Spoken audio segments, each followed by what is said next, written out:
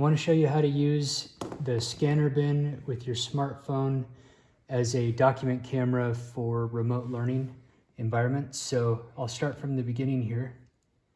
Open Zoom, share your screen, select the iPhone, iPad icon.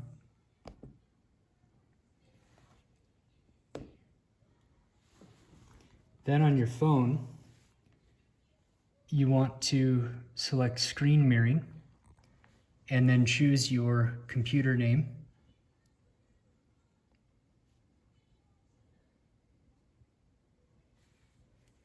And now it's sharing. You can make that a little larger if you need to. Then open your camera app on your phone. And with a piece of paper inside that you can draw on, you are ready to teach. And you can zoom in on this camera as well if needed.